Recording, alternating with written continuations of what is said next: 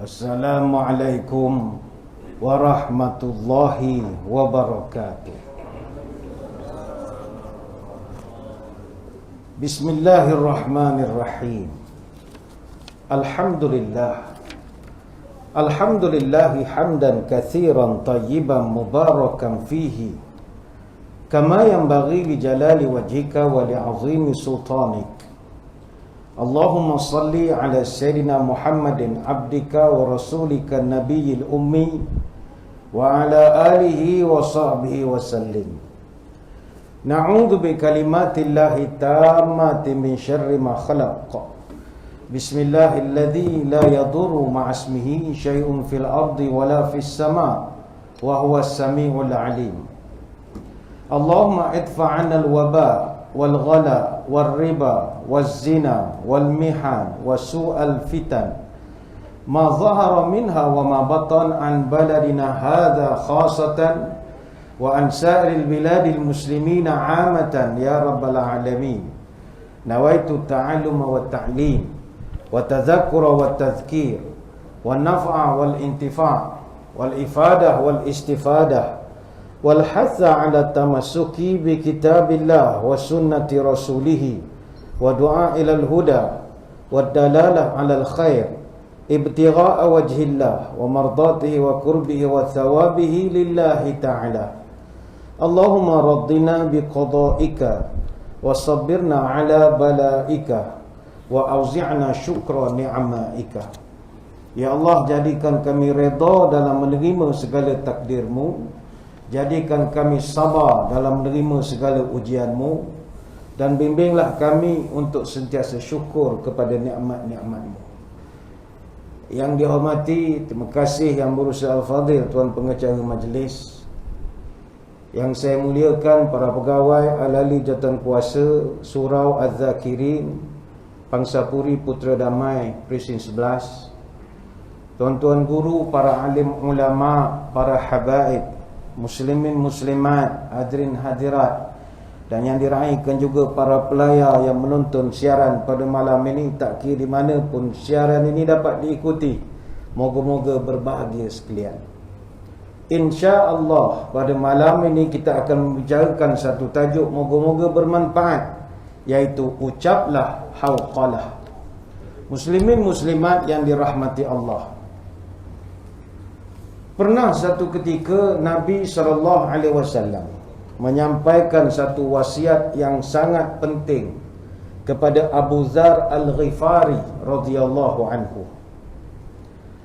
Dalam wasiat tersebut, Abu Dzar menyebutkan bahawa awsani khalili bisab'in, kekasihku iaitu Rasul SAW telah berwasiat kepada aku 7 perkara. Kita tak bincanglah ke 7, ambil satu saja. Lagi 6 ustaz lain boleh bahaskan. Pertama, Nabi wasiatkan pada aku bihubbil masakin wa an adnuwa minhum. Pertama, Nabi wasiatkan pada aku supaya aku mesti mencintai orang-orang miskin dan berusaha dekat dengan mereka. Dalam bahasa mudah, turun padam. Yang kedua, wa an anzura ila man huwa asfalu minni wa la anzura ila man huwa fawqi. Nabi wasiat pada saya supaya sentiasa memandang orang yang lebih bawah daripada saya, dan jangan asyik mandang kepada orang yang dah duduk di kayangan ini, di atasan ini. Pandang yang di bawah. Yang ketiga, Nabi wasiat wa an asila rahimi wa in jafani. Nabi wasiat pada saya, sambunglah silaturahim dengan orang yang memang tak suka dengan saya. Kalau kita sambung silaturahim dengan orang yang memang geng kita, tak ada masalah, itu biasa. Kayuh basikal setiap Ahad, lalu buat caption silaturahim, itu biasa. Bermesraan-mesraan dengan orang yang memang geng kita, itu tidak ada luar biasanya. Yang luar biasa adalah kita nak berkawan dengan orang yang tak nak berkawan dengan kita. Wah, itu yang Nabi wasiatkan. Kemudian yang keempat, yang ini kita nak bahaskan malam ini, wa an ukthira min la haula wa la quwwata illa billah. Nabi wasiat pada saya, banyakkanlah mengucapkan kalimat hauqalah, iaitu la haula wa la quwwata illa billah. Ini saya akan terangkan. Yang kelima, wa an atakallama bimurril haqqi. Yang kelima, aku diwasiatkan oleh Nabi untuk bercakap benda yang benar walaupun pahit untuk diterima. Yang keenam, wala ta'khuzni fillah laumatul laim. Nabi wasiat kepada aku supaya tidak takut dengan kecaman, celaan orang dalam aku menyampaikan dakwah kepada Allah. Pedulikan netizen, pedulikan orang nak troll, itu tak peduli, selama mana kita nak menyampaikan benda yang betul. Dan yang terakhir, kata Abu Dzar, wa an la as'alan nasa syai'a.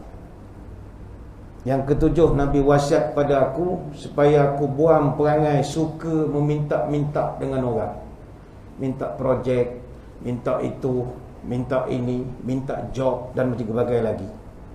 Ini hadis riwayat Imam Ahmad dan Imam At-Tabari sendiri memasukkan hadis ni dalam Al-Mu'jamul Kabir, dan Syekh Syu'aib Arnaud, seorang ulama hadis yang tersohor, menyatakan bahawa hadis ini adalah hadis sahih. 7 wasiat Nabi kepada Abu Dzar. Saya tidak syarahkan keseluruhan, saya ingat 6 yang lain tu boleh disyarahkan oleh asatizah yang lain. Salah satu saja yang kita bincangkan pada malam ini ialah wasiat Nabi, wa an ukthira min la haula wa la quwwata illa billah. Perbanyakkanlah ucapan tidak ada daya dan tidak ada upaya kecuali dengan pertolongan Allah. Inilah yang dalam bahasa kita panggil hauqalah. Hauqalah ni singkatan daripada la haula wa la quwwata illa billah. Di dalam bahasa Arab disingkatkan ungkapan-ungkapan tentu menjadi satu suku kata, disebut sebagai an-nahat. Contohnya Bismillahirrahmanirrahim, kita sebut singkatannya basmalah. Jadi kalau kita sebut basmalah, itu makna Bismillahirrahmanirrahim. Alhamdulillah, hamdallah, hamdallah bagi contoh. Maka ungkapan la haula sebaris itu dipanggil sebagai hauqalah. Kata Imam An-Nawawi dalam syarah An-Nawawi ala Sahih Muslim, ahli bahasa menyatakan bahawa ungkapan itu boleh saja disebut hauqalah atau haulaqah. Boleh, antara dua tu boleh disebut. Apa makna la haula wala quwwata? Apa beza dua perkara itu? Perkataan haula dalam lafaz la haula wala quwwata illa billah, haula itu maknanya daya. Daya. Dan kata para ulama, daya yang dimaksudkan tidak ada daya itu dikhususkan pada perbuatan-perbuatan yang maksiat. Maknanya la haula, tidak ada daya kita untuk menghindarkan diri daripada buat maksiat. Siapa dalam surau ini yang boleh jamin dia tak buat maksiat lepas balik pada surau? Tidak ada jaminan. Kita duduk dalam sini, insya-Allah lah tak adalah benda-benda tak senonoh. Keluar saja daripada surau, itu macam-macam sekeliling kita.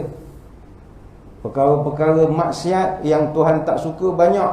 Mengata misalnya, menengok benda tak senonoh, mendengar benda tak senonoh. Sebab itu Ibn Mas'ud radhiyallahu anhu pernah mengatakan bahawa la haula an ma'siyatillah illa bi'ismatih wala quwwata ala ta'atihi illa bima'unatih. Tidak adalah daya untuk kita menghindarkan diri daripada maksiat selain dengan perlindungan daripada Allah. Dan tidak ada kekuatan untuk melaksanakan ibadat kecuali dengan pertolongan Allah.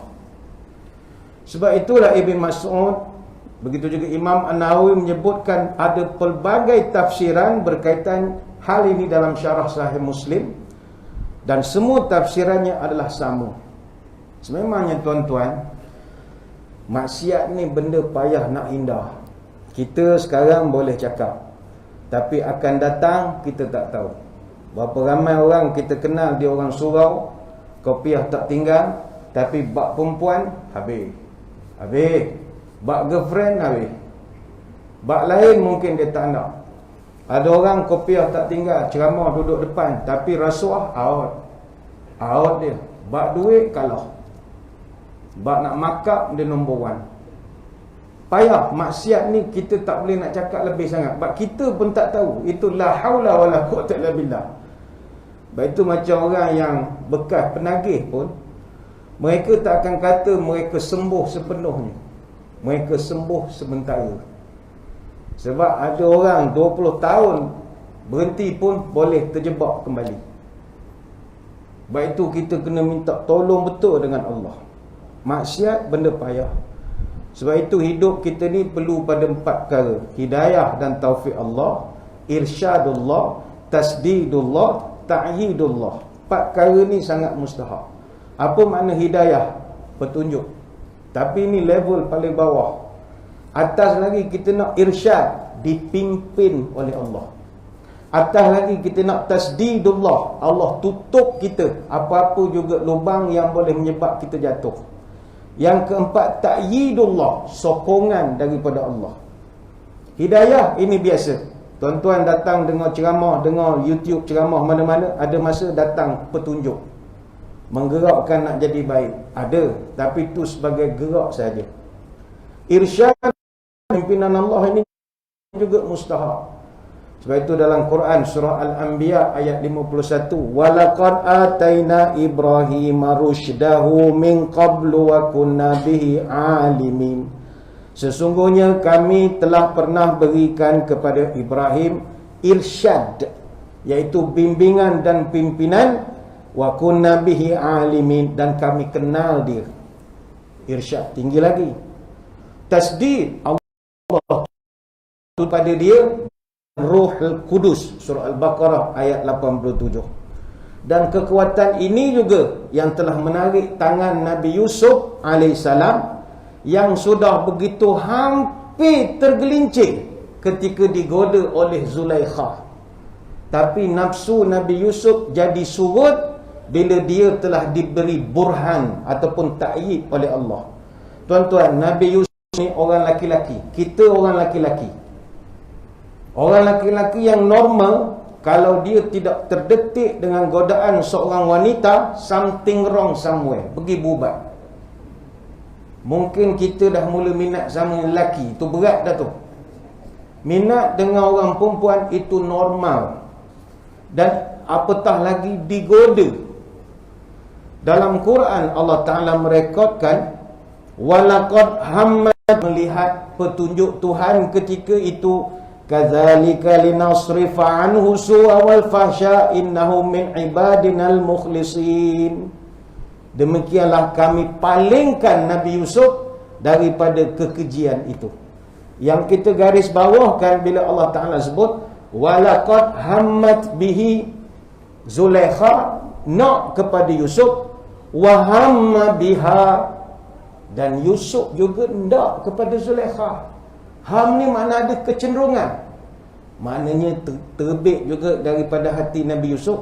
Wow, ada digoda bagai nak gerak, terdetik juga. Wah, macam kita waduh, mana hendak juga. Tapi ketika itu diberi ta'yid oleh Allah. Allah terekodkan benda ini dalam surah Yusuf ayat 24. Sebab itu kata para ulama, Nabi Yusuf sudah ada keinginan untuk melakukan kerjaan itu dengan Zulaikha, tetapi Allah bantu dia. Sebab itu kita kalau bab perempuan tak boleh cakap. Saya banyak jumpa orang, hatta orang kepiah atas kepala sekalipun, benda lain dia boleh champion. Bab perempuan belum tentu. Belum tentu. Kadang-kadang orang masjid sama je bawa pergi rombongan. Ini mungkin tuan-tuan pernah dengar cerita lah. Kita bawa rombongan pergi Jakarta. Sekali van tu salah bawa, kami nak pergi masjid. Dia bawa satu tempat masjid lah. Kita tengok masjid apa, rupa begini, bangunan 4 segi, perempuan pakai skirt. Sekali kata dek sopir, ni masjid pak. Masjid apa, rupa begini. Ya ini masjid. Rupanya di Jakarta, masjid itu singkatan dari masas sama picit. Ini tempat masas pak, masas sama picit. Ni orang Malaysia suka ini. Yang kami bawa rombongan ni JK Masjid, semua hadiah dapat program Masjid Gemilang. Semua piah atas kepala. Ini masjid. Oh, masah dengan picit. Sekejap, turun sekejap. Turun juga. Memang dia tak pergi masah, kita tahu orang baik-baik, tapi turun. Turun menengok, pakai kepiah lipat masuk dalam poket, menengok. Nanya ke ustaz, kalau kita urut kaki tak dosa tak? Anggap nak berubat. Datang dah awak hari-hari dengar kuliah maghrib, macam mana pula nak nanya hukum ni? Tak apa dah, niat nak berubat. Kata tak boleh, haram. Orang perempuan begitu, bukannya doktor, pegang-pegang kaki semua ni. Dia hukumnya lagu mana ustaz? Ini kira dosa besar ke dosa kecil? Ada gitu. Dosa besar, haram. Besar kalau dosa kecil saya pergi lagi ni. Awak orang masjid, ada lagi terdetik. Bergurau-gurau pun, tu ada. Bayangkan kalau tak ada ustaz, tak ada ramai-ramai. Hanya dulu saya pernah pergi Australia, pergi Sydney ada banyak tempat. Senonoh ada, tak senonoh ada. Jadi adalah orang bawa nak pergi tepi pantai. Pantai benda ustaz tak? Pantai lah, boleh kita duduk, boleh barbecue ke apa ke. Dia nak ngena kita, dia bawa pergi pantai Bondi Beach. Tuan-tuan pernah pergi Sydney tahulah Bondi Beach ni apa benda, kita mana tahu. Rupanya dia nudist beach. Pantai orang tak berbaju. Dia bukan telanjang semua, tak baju saja. Yang perempuan lelaki memang tak baju lah. Baring macam ikan masin, macam ikan kering, baring dia berjemur. Kita tak reti menengok begitu. Memang keluar huruf wow sajalah. Wow. Jalan wow. Kata ngapa tempat ni kau bawa saja nak ngena. Kata alah pergi pantai satu lagi nama Manly Beach. Itu okey sikitlah. Rupanya dekat kawasan Bondi Beach itu memang tempat nudist beach. Ada student kita duduk, nyewa apartment di situ, dapat berjumpa. Kita orang heran dengan dia orang ni, semayang, jaga, puasa, rajin. Kata awak tak rasa apa-apa ke? Pandang luar tingkap macam ikan masin semua ni. Tak ada apa lah, dia kata. Allah pelihara mereka. Kalau kita hilang Fatihah hari-hari menengok kat tingkap ni, dah Allah pelihara. Lepas tu saya kagum dengan pelajar-pelajar luar negara. Negara maknanya bukan negara Arab lah, negara Eropah, di Amerika, mana-mana. Maksiat ni depan mata saja, tetapi Allah pelihara. Kita pula benda tak ada, dicari-cari sampai dapat. Itu pula masalahnya pula. Dia carilah dalam hutan mana-mana nak buat maksiat. Jadi ini yang dimaksudkan oleh ulama. Yang pertama, la haula itu adalah dimaksudkan sebagai jauhkan oleh Allah daripada maksiat. Yang kedua, quwwata. Quwwata ni maknanya upaya.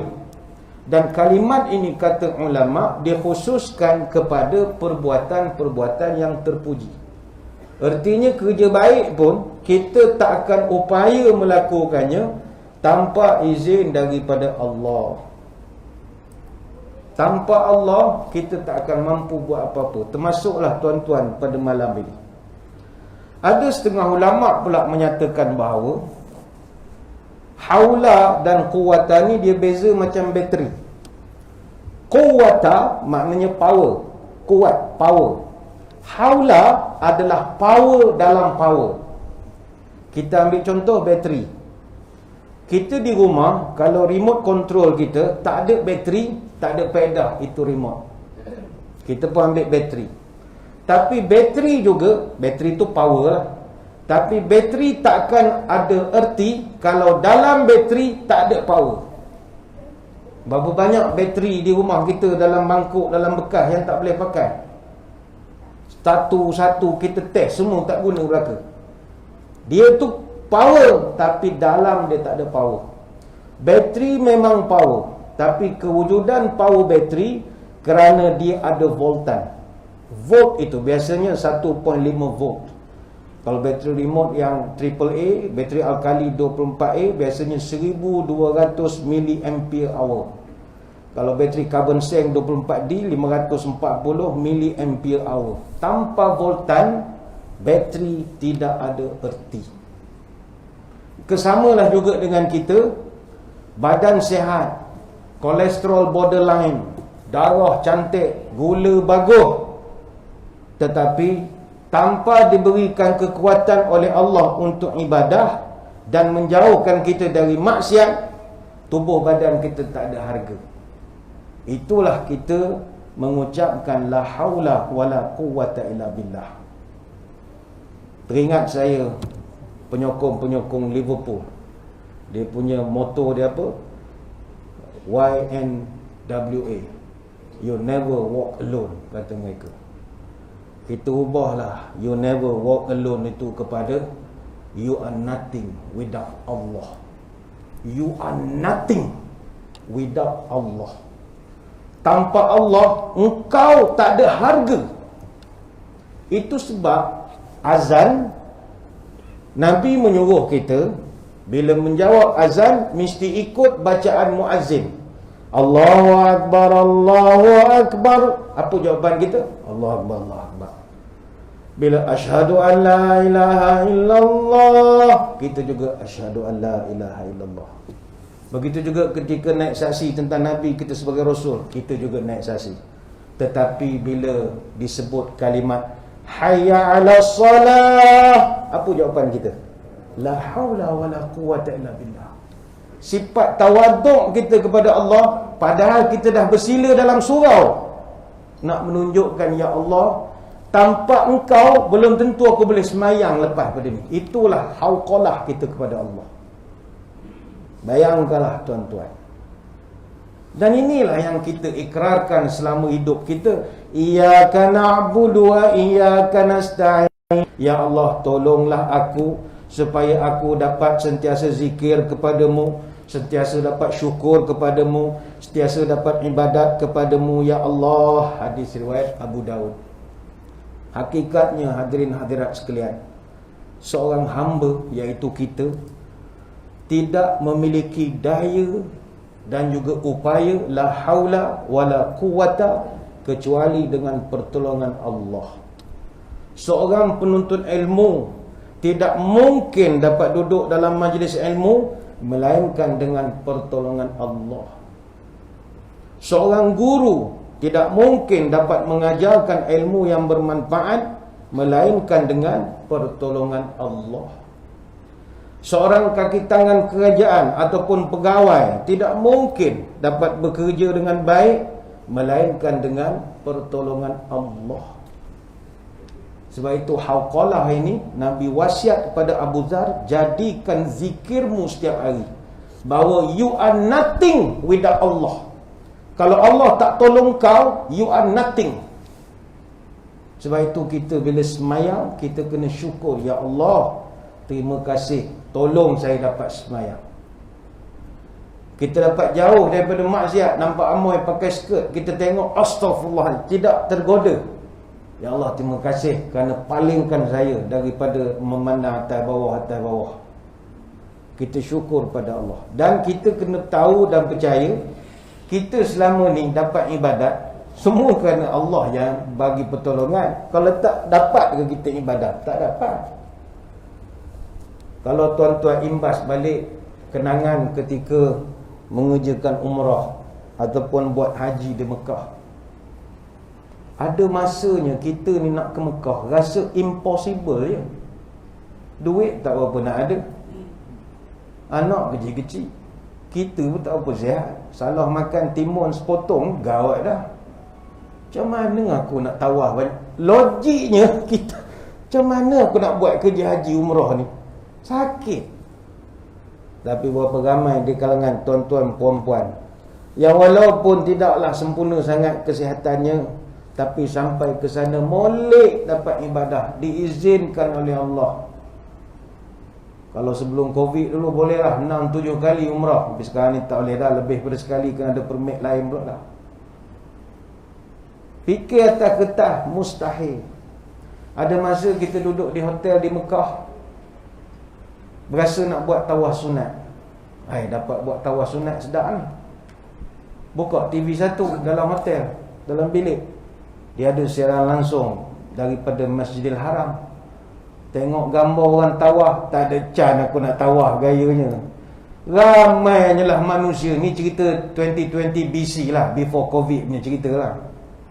Ramailah manusia. Bila lah Mekah ni tak nak ada orang. Padahal muka dapat sungguh Mekah tak ada orang. Bila lah tak ada orang tawaf. Tapi walaupun kita rasa lepas dah aku nak tawaf ni, tak apalah, naik kereta bagi sajalah ke atas, bayar 50 rial tu tawaf pakai kereta. Isteri pun kata tak apa, kita try lah, tawakal pada Allah. Yalah, bismillah, doalah Rabbi yassir wala tu'assir, Rabbi yassir wala tu'assir. Masa tu gantung tu hidup dengan Allah. Ya Allah, aku ni nak tawaf ni, bagilah aku mudah. Ternyata sampai di Mataf, elok dapat tawaf. Datangkan kosong je kita. Rezeki macam mana boleh dapat? Allah tolong. Atas kertas tak mungkin boleh buat. Macam orang buat tawaf haji lah.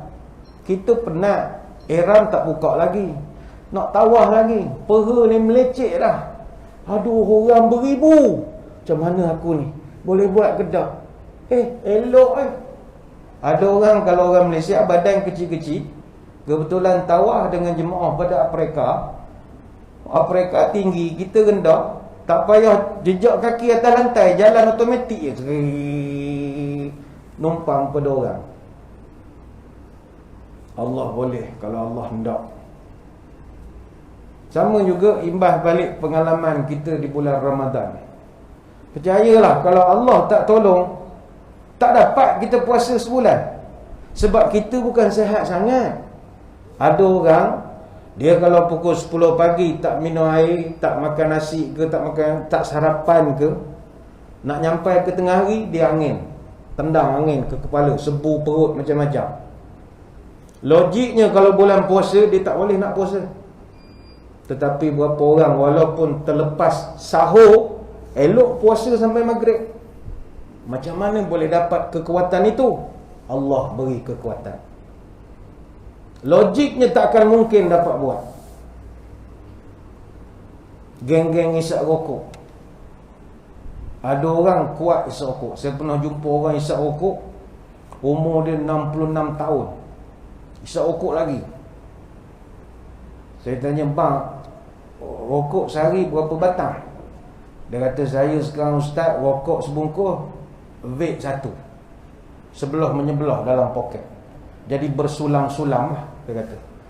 Mana lepas berjemaah dengan rokok, jemaah dengan vape pula, jadi ada dapat kurang sikit. Dia kata, dulu sehari 35 batang sehari, umur dah 66.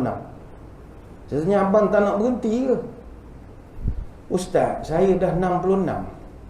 Kalau saya berhenti pun Tuhan takkan nak bagi saya 80 pula. Umur saya dah cukup dah, 66 dah banyak sangat dah, dia kata. Masuk 70 pun tak berapa nak hidup dah, dia kata. Kalau dah 80 banyak baring pada berjalan. Teruskan je lah, dia kata. Tak ada stok-stok dah, 66 tak ada lah. Kalau umur 36 mungkin saya berhenti. Dah ada 66, dia kata. Sambil cakap tu, saya tanya, abang kalau driving pun bisa rokok? Dia kata, saya Kuantan KL sebungkus rokok sambil bawa kereta, kuat tu bisa rokok. Habis abang bulan puasa macam mana? Oh, itu saya heran. Dia pula heran. Saya bulan puasa elok berhenti. Mana lepas pada sahur tu, mayan subuh, balik pada masjid, rokok atas meja, tak pandang pun. Baik, kalau hari biasa tu tertinggal, U-turn balik, ngambil. Tak pandangnya gitu ya. Tak adalah rasa nak masuk dalam poket ke apa, tak ada.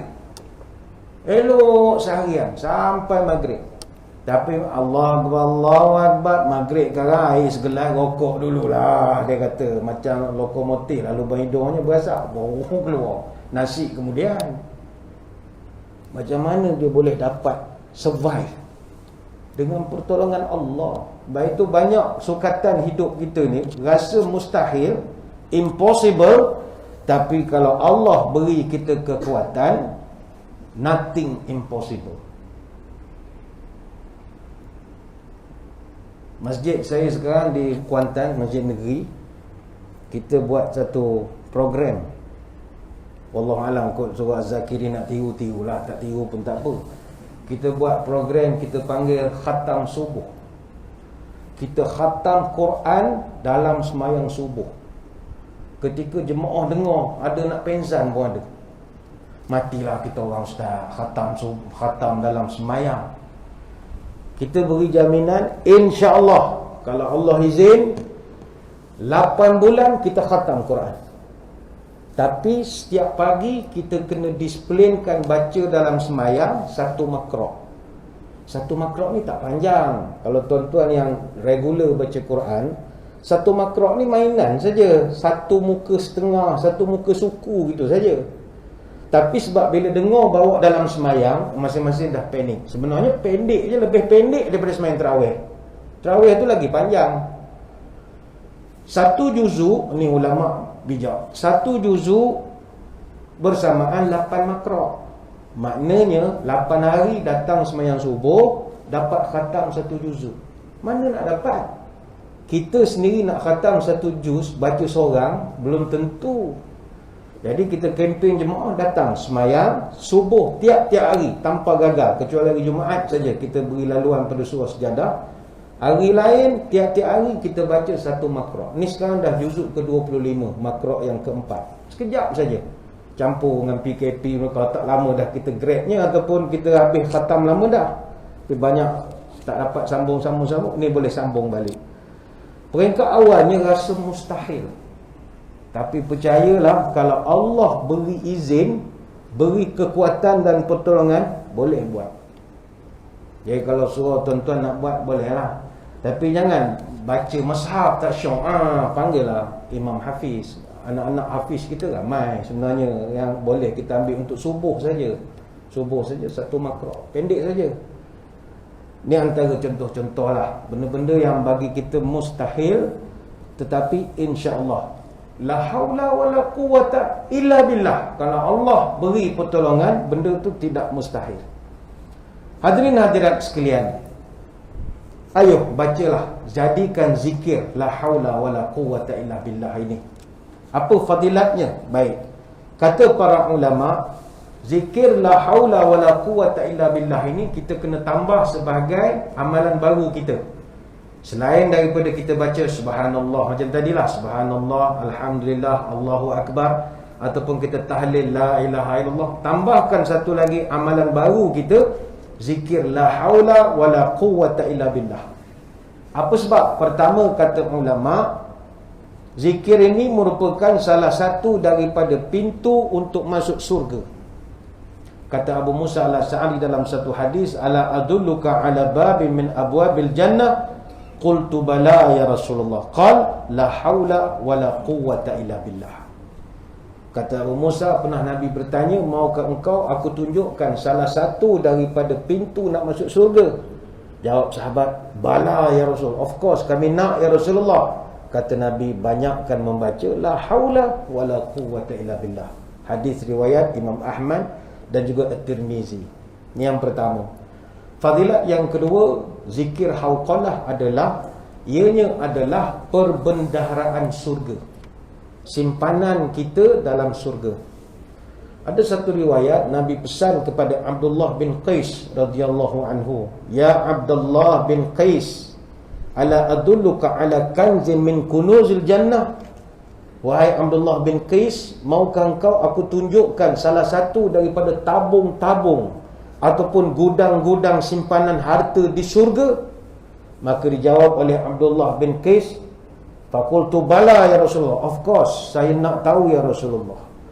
Maka Nabi menjawab, qul la haula wala quwata illa billah. Banyak-banyaklah mengucapkan la haula wala quwata illa billah. Hadis riwayat Bukhari dan Muslim. Nabi guna perkataan kanzun. Apa makna kanzun? Kanzun ni maknanya gudang. Segudang harta. Segudang harta ni bukan satu peti harta. Satu peti sikit, satu gudang. Saya ambil contoh, kalau garaj kereta. Garaj kereta tu, kalau kita bayangkan segudang garaj itu semua dalam tu ada kereta. Itulah kekayaannya. Macam contoh, dulu Yang Maha Sultan Brunei ada satu majalah kereta di UK nama Autocar. Disebutkan Tuanku Sultan Brunei ni dalam gudang keretanya saja ada 5,000 buah kereta. Dan ada 5 gudang pula kereta dia tu. Bayang banyak kereta dia. ada Mercedes-Benz, ada Ferrari, ada Bentley, BMW, Jaguar dan bagai-bagai. Bayangkan kalau tiap-tiap hari tuanku gunakan satu saja kereta dia, dia memerlukan masa 20 tahun untuk memandu semua kereta dia. Itu baru gudang kereta dalam surga. Bayangkan tuan-tuan amalkan la haula wala quwata illa billah, tuan-tuan dapat satu gudang harta dalam surga. Justru itu kata Syekh Muhammad Nawawi Al-Bantani rahimahullah, ada sejumlah keutamaan lafaz hauqalah ini yang dikutipkan daripada hadis riwayat Ibnu Abi Dunya tentang orang yang melazimkan membaca hauqalah ini. Apakah riwayat-riwayat itu? Ini saya akan terangkan kemudian, kerana kita nak beri laluan dulu kepada laungan azan Isyak. Jadi tuan-tuan semua jangan ke mana-mana, kembali lagi selepas ini.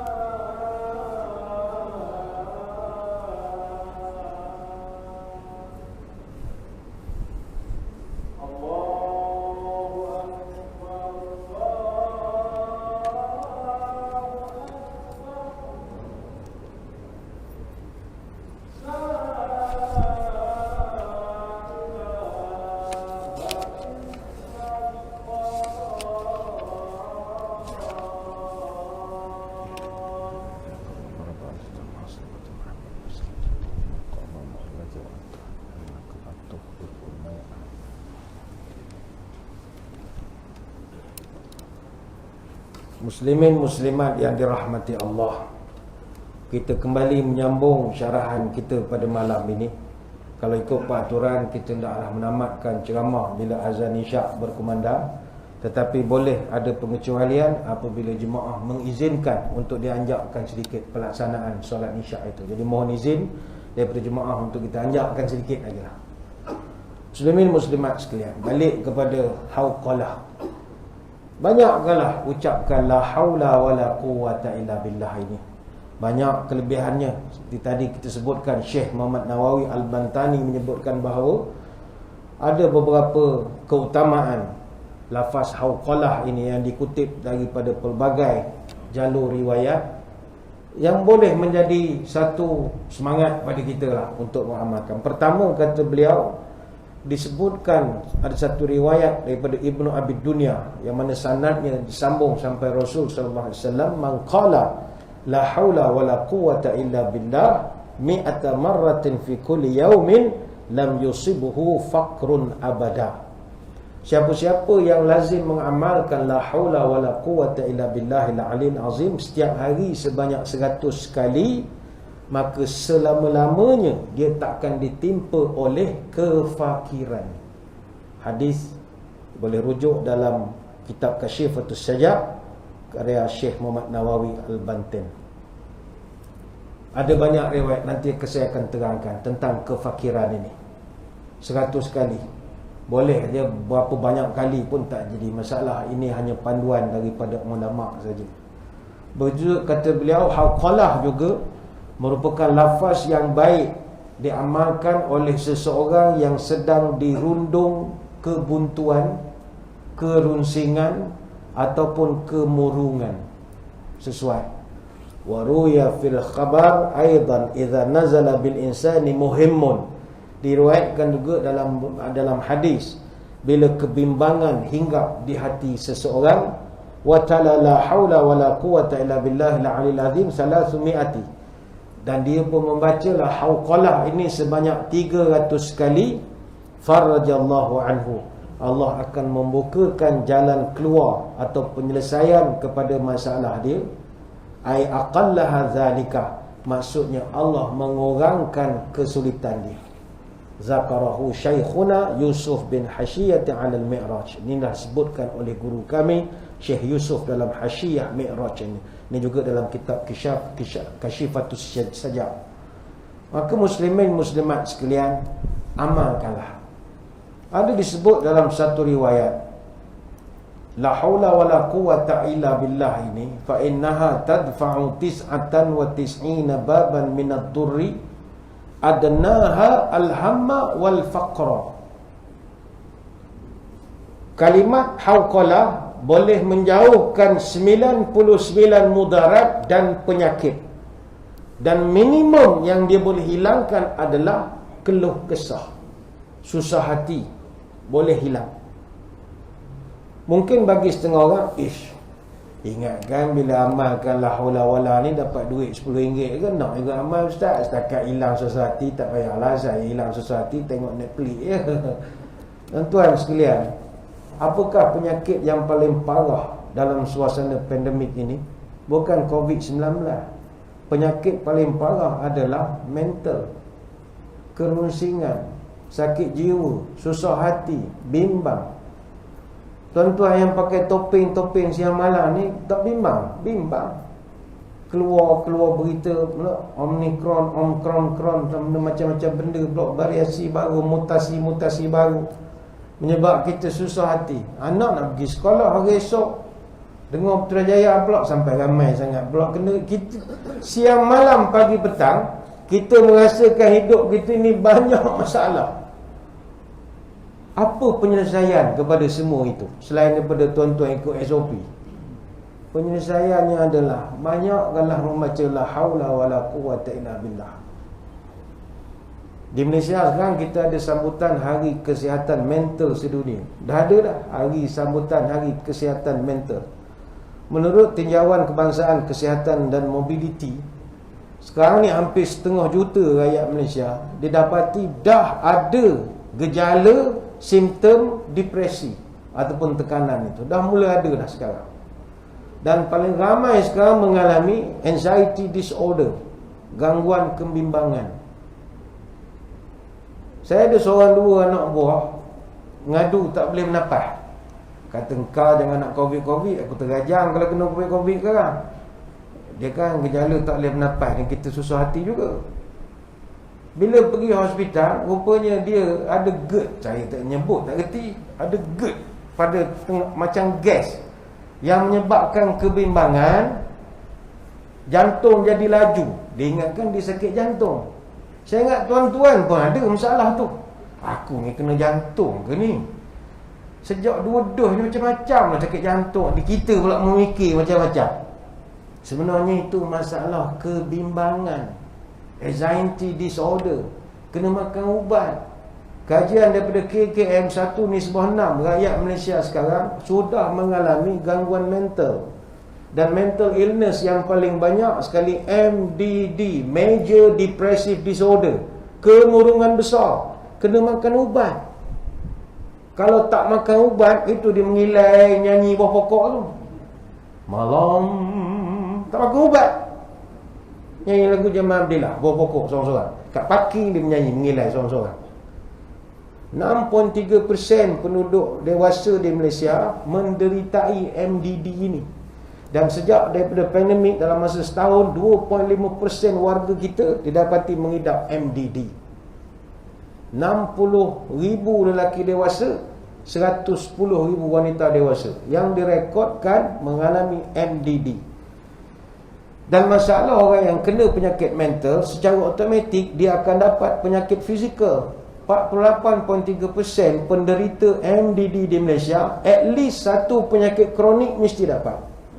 Orang sakit buah pinggang, 59% adalah pesakit yang mengalami kemurungan. Masalah osteoarthritis pada pinggang, pinggul ataupun lutut lebih kerap dialami oleh orang yang murung berbanding orang yang ceria, orang yang happy. Kanser, 47% orang kanser ada mengalami masalah psikiatri.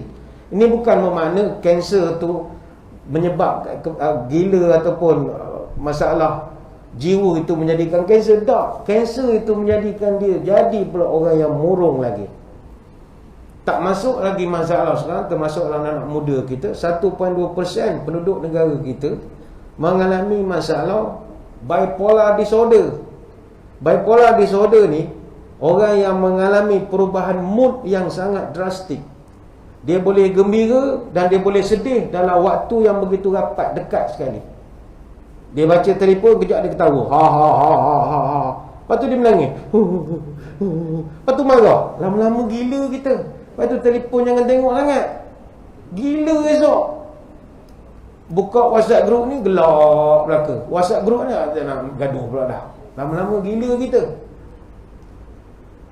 Cabaran pandemik COVID-19 ini dan masalah PKP menambah jejaskan lagi kesihatan mental rakyat di negara kita. KKM merekodkan ada 465 cubaan bunuh diri. Cubaan bunuh diri. Sebab perubahan banyak perkara. Perubahan persekitaran kerja masalahnya. Ada orang dulu kerja bagus tapi sekarang terpaksa downgrade. Yalah, daripada pilot jadi jual laksa, jauh sangat tuan-tuan, jauh sangat. Kalau pilot berterbang jadi ke pilot lori, tahan lagi. Kalau terpaksa buka stall, itu jauh sangat. Macam kita kerja kerjaan tak ada masalah. Gaji semacam, naik pangkat lagi. Sehari 2 kali, pagi grade 52, petang grade 54. Tak ada masalah. Tak tahu apa kerja, tak tahu. Orang hak susah tu. Jadi perubahan persekitaran itu stres. Kita tak ada masalah lagi. Suka orang kerja kerajaan, paling suka work from home-nya. Tak payah meeting dalam telefon. Green screen ada kan. Bawah seluar pendek, atas pakai kot gini. Suka.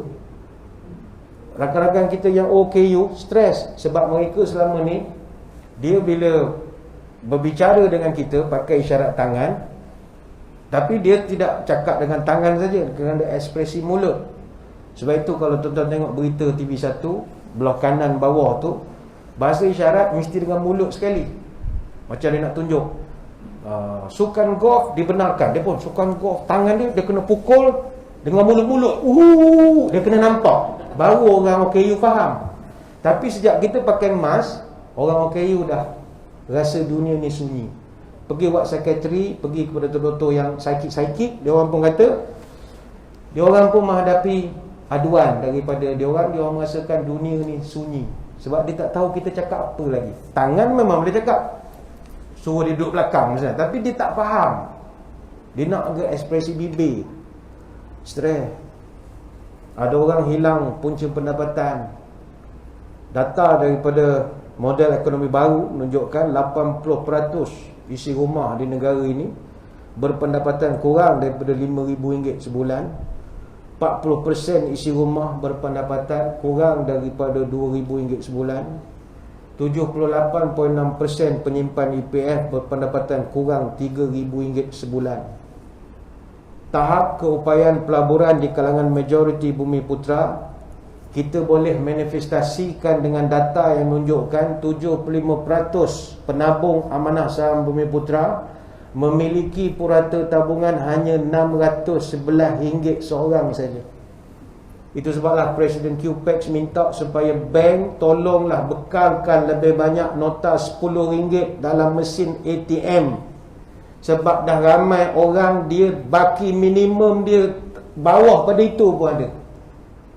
Tolonglah bagi peluang. Ramai orang nak cocok duit tu, nak keluar RM10 pun ada. Kita mungkin tak merasa benda itu. Bagi kita kerja-kerjaan, orang susah ramai. Macam mana mereka nak meneruskan kehidupan dengan harga dan bagai-bagai lagi sekarang ni? Baik itu ada orang bersyukur, ada orang akan sentiasa rasa susah hati. Begitu juga kebimbangan terhadap keselamatan misalnya. Sebab itu sekali lagi, agama memberikan solusi. Engkau susah hati, baik. Tapi kau amalkan ini, ada sikit kurang rasa susah hati. Tidak menyelesaikan masalah. Saya tidak katakan kalau amal 300 kali la haula wala quwata illa billah, hari esok harga brokoli turun. Dah. Tapi Allah berikan kita lapang jiwa. Susah hati ni penyakit besar.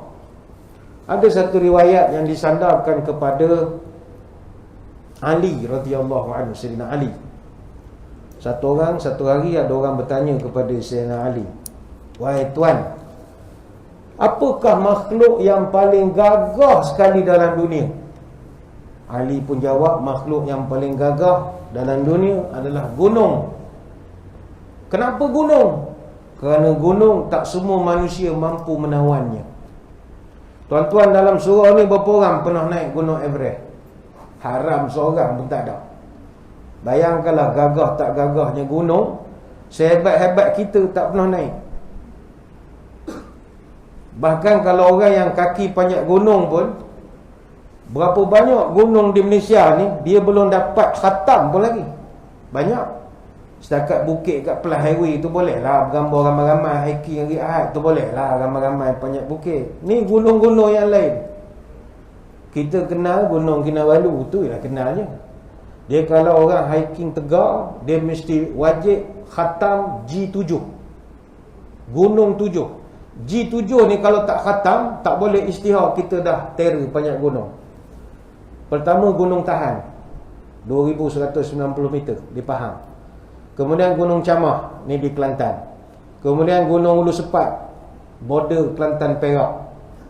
Kemudian Gunung Yong Yak, itu pun border Kelantan Perak.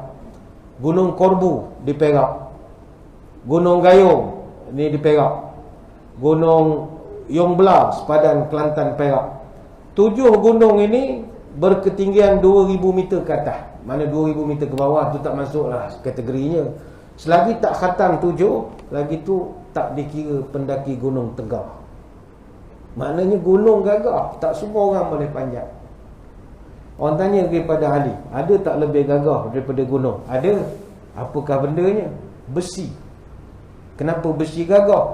Besi gagah, dia boleh sodoknya gunung tu. Bulldozer. Berapa banyak gunung-gunung di Mekah, Bukit Bukau dah tak ada lah, rata lah. Dulu di Mekah banyak bukit, Jabal Omar, Jabal macam-macam. Sekarang tinggal Jabal Kubeh Jabal Kubeh yang jadi istana tetamu Raja Saudi tu. Jabal Omar yang duduk sebelah Hotel Makkah dah tak ada dah. Sekarang dah rata, dah jadi Hilton baru. Bayangkanlah, gunung rata lah. Dek kerana besi.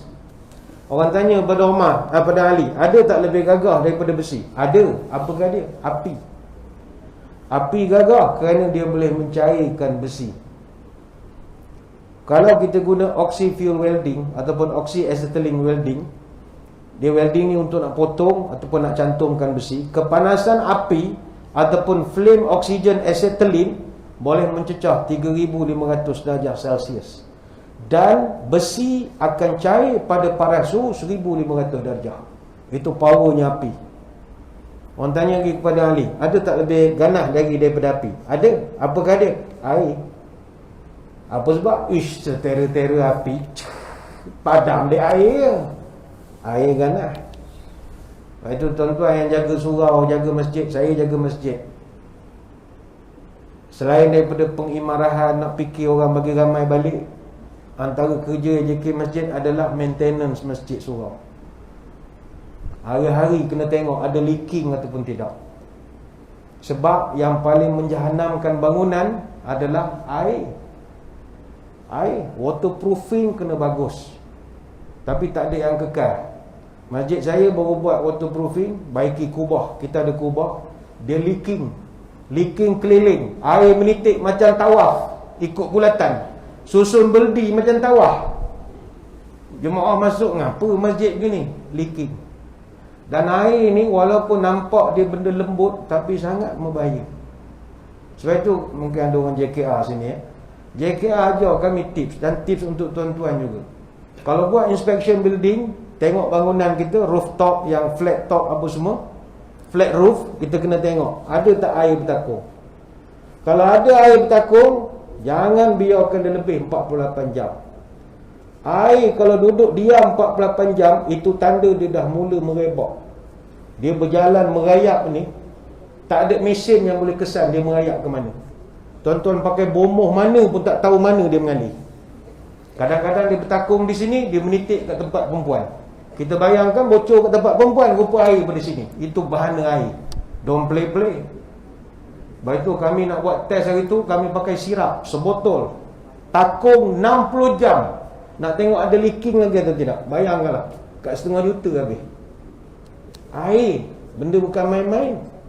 Lepas tu bila tengok masjid sekarang banyak buat flat roof, kita seriau menengok, ini imam ni geti ke tidak ni, waterproofing ni kan dia tahu jadi imam je, habis roboh masjid ni kan. Tak, itu nak kena check elok-elok. Dengan orang JKR kena baik-baik. Lantik dia jadi AJK, senang nak mengadu. Jangan ke tepi ke orang JKR, dia mustahak, maintenance mustahak. So itu kajian di Amerika, dia buat kajian, apakah bencana alam yang paling membunuh manusia? Puting beliung, kemarau, banjir, dia adalah macam-macam. Kajian mereka, finding dia adalah bencana yang paling membunuh manusia adalah banjir. Di Amerika saja 100 orang mati setahun kerana banjir, berbanding dengan musibah lain. Kita di Malaysia yang bunuh banjir, yang lain tak ada kematian lah, kecuali tsunami beberapa tahun yang lepas. Sebab itu air walaupun sifatnya lembut, dia boleh mengapungkan sebuah kereta. Mungkin tuan-tuan ni jarang, bukan orang Pantai Timur. Kalau kami orang Pantai Timur, dah ni musim tengkujuh.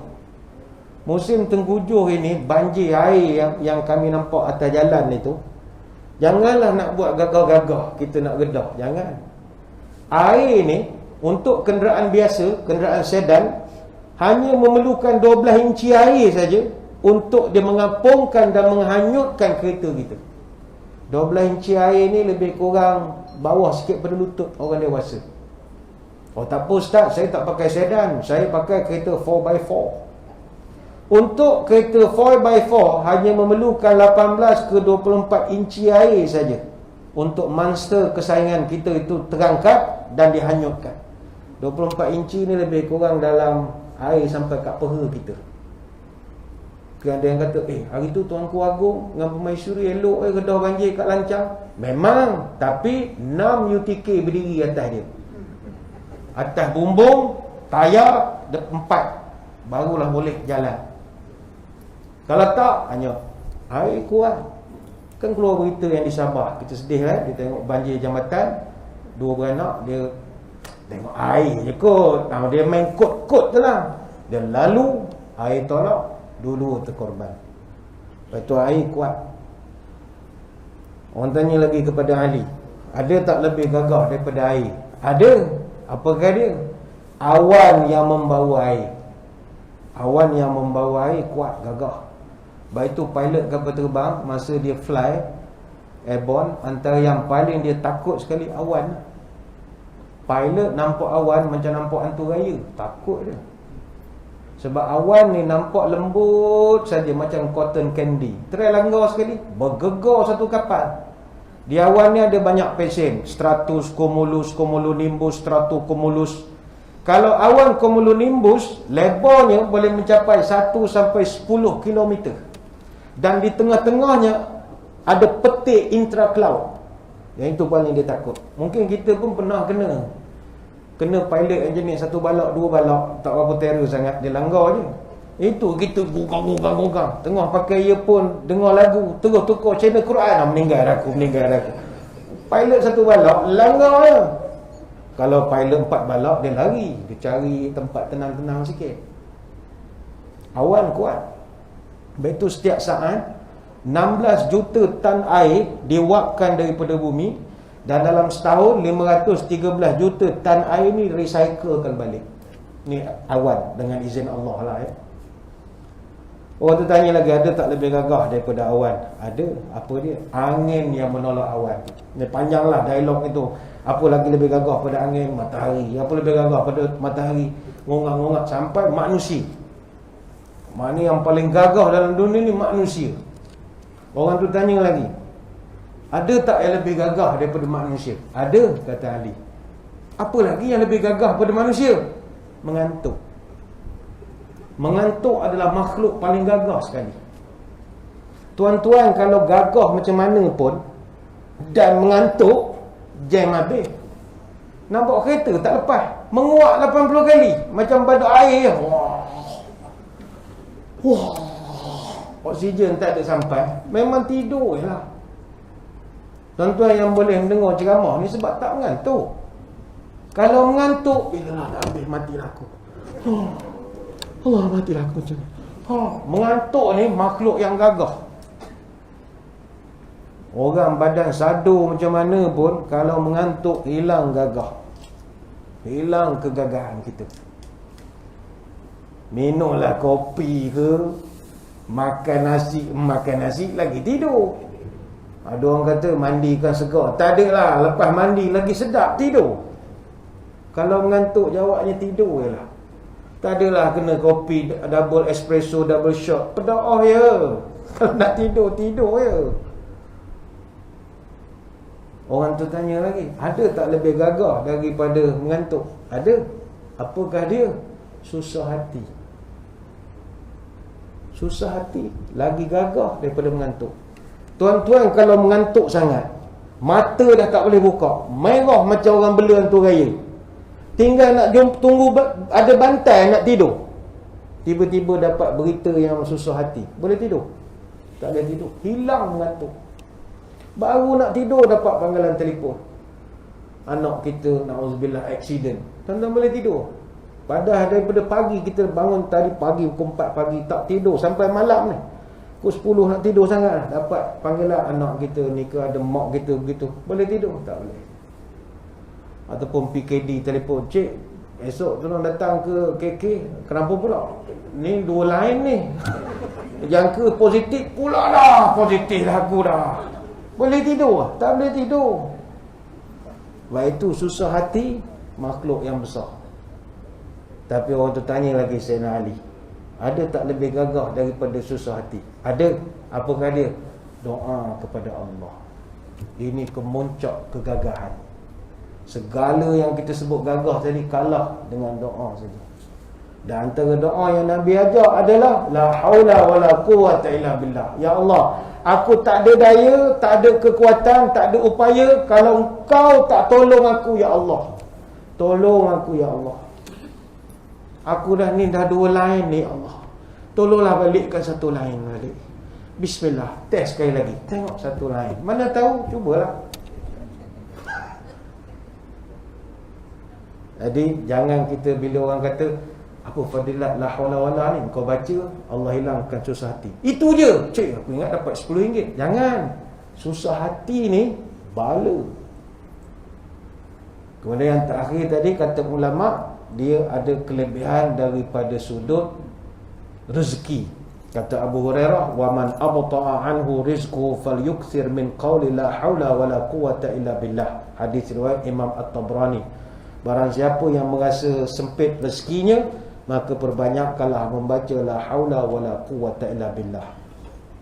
Dalam satu riwayat daripada Tabrani dan Ibnu Asakir, Ibnu Abbas bercerita, akthiru min qawli la haula wala quwwata illa billah fa innaha min kunuzil jannah fa innaha tadfa'u 99 baban min ad-durri adnaha al-hamu wal faqru. Banyakkanlah membaca hauqalah kerana kalimat itu adalah perbendaharaan syurga. Kalimat itu menolak 99 pintu yang mudarat. Yang paling rendah adalah membuang kesedihan dan kemiskinan atau kefakiran. Hadis Tabrani dan Ibnu Asakir. Dan riwayat itu adalah berkenaan dengan asbabun nuzul. Surah At-Talaq ayat yang ketiga. Wa yarzuqhu min haitsu la yahtasib wa may yatawakkal 'ala Allahi fa huwa hasbuh innallaha balighu amrihi qad ja'ala Allahu likulli syai'in qadra. Dan siapa-siapa yang Allah dia dan memberinya rezeki daripada arah yang tidak disangka-sangkanya, dan siapa yang bertawakal kepada Allah, nescaya Allah cukupkan keperluannya. Sesungguhnya Allah melaksanakan urusan yang dikehendakinya. Sesungguhnya Allah telah mengadakan takdir bagi setiap sesuatu. Ada satu kisah. Satu hari Auf bin Malik radhiyallahu anhu, dia menghadap Nabi. Dia pun mengadu, "Ya Rasulullah, saya ada masalah besar. Anak saya ditangkap musuh. Isteri saya menangis je ni. Apa yang saya perlu lakukan ya Rasulullah?" Mana orang datang merampok dengan anak-anak dia sekali kena colik. Kata Nabi, beginilah, buat sementara waktu kamu dengan isteri duduk rumah, baca la haula wala quwwata illa billah sebanyak mungkin. Jadi Auf bin Malik dan isterinya pun zikir la haula wala quwwata illa billah, la haula wala quwwata illa billah. Itu yang dibaca. Sehinggalah mereka diberitahu bahawa tanpa disangka-sangka anak mereka telah berjaya ditemui. Dan bukan sekadar ditemui, anaknya tadi ditemui bersamanya ada satu lembah penuh kambing. Maknanya geng-geng perompak tadi, dia dah curi barang orang, dengan budak ni pun dicolik. Tak tahu apa fadilat la haula wala, dia nampak apa hantu apa kita pun tak tahu. Dia tinggal habis harta, lari begitu. Maka kesemua kambing-kambing itu, surah At-Talaq ni hadis riwayat Ibnu Mardawih.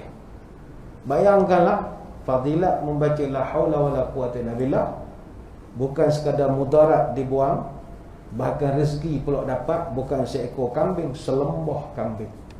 Lepas tu kalau tuan-tuan ada masalah, pergi IOI, pergi supermarket, pergi itu, tiba anak hilang ke apa ke, tak tahu apa nak buat, baca la haula wala quwwata illa billah, la haula wala quwwata, la haula wala quwwata. Nabi berjanji amalkan ni betul-betul, Allah tolak kesusahan daripada kita. Ucapkanlah la haula wala quwwata illa billah. Banyak nak diterangkan, tapi saya kira sekadar itulah sembang-sembang pada malam ini. Moga-moga dapat menjadi amalan kita bersama. Ucapan yang sangat mudah tetapi faedahnya begitu besar kepada kita. Sekali lagi saya ucapkan ribuan terima kasih, khususnya kepada rakan-rakan daripada Surah Az-Zakirin, Bangsa Puri Putra Damai Presiden 11 Putrajaya, dan juga kepada rakan-rakan dari geng Surau Putrajaya yang sudi mengaturkan majlis pada malam ini. Sebelum kita berpisah, marilah kita menadah tangan berdoa. Moga Allah pelihara surau kita, majlis kita daripada sebarang perkara-perkara yang tidak diingini. Mudah-mudahan. A'udzubillahi minasyaitonirrajim. Bismillahirrahmanirrahim. Allahumma salli ala sayyidina Muhammad wa ala ali sayyidina Muhammad. Allahumma rzuq baladana Putrajaya khasatan wa sairul biladil muslimina amatan as-sakha wan nama war rakha wahfazha bihifdzika min kulli makruh ya rabbal alamin. Allahumma inna na'udzubika minal baras wal junun wal judam min sayyi'il asqam wa na'udzu bi kalimatillahi tammati min syarri ma khalaq. Ya kafi ya syafi ya wafi ya hamid ya majid, irfa' 'anna kulla ta'bin syadid waqfina minal hadi wal hadid wal maradi syadid wakshif 'anna minal bala'i ma la yakshifuhu ghairuka. Allahumma inna nastaghfiruka innaka kunta ghaffara. Tahassanna bidzil 'izzati wa atasamna bi rabbil malakut wa tawakkalna 'alal hayyil ladzi la yamut. Allahumma srif an wilayah Putrajaya wa Malizia wa syaril bidal muslimina hadzal waba wa qina syarrid da wa najjina min jami'in anwa'il bala bi lutfika ya latif innaka ala kulli syai'in qadir. Subhanakallahumma wa bihamdika nashhadu an la ilaha illa anta nastaghfiruka wa natubu ilaik. Wa sallallahu ala sayyidina Muhammadin wa ala alihi wa sahbihi wa baraka wa sallam. Walhamdulillahi rabbil alamin. Sekadar itu, mohon tuan-tuan mendoakan juga perjalanan saya balik ke Pahang selamat pada malam ini. Wabillahi taufiq wal hidayah. Wassalamualaikum warahmatullahi wabarakatuh.